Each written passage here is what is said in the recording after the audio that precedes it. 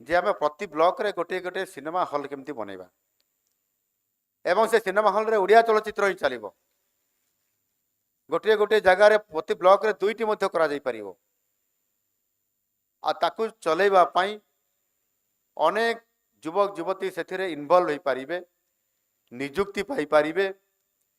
एवं film T जदि बेसी दिन पर्यंत गाँ गहली चलला ओडिया सिनेमा जदि आमर ए सहर छाड़ी दियंतु जदि गाँव रे चलला ताले सुपर डुपर हिट हो जिवो एवं जो प्रोड्यूसर माने फिल्म पाई जो अर्थ खर्च करुछंती ता मध्य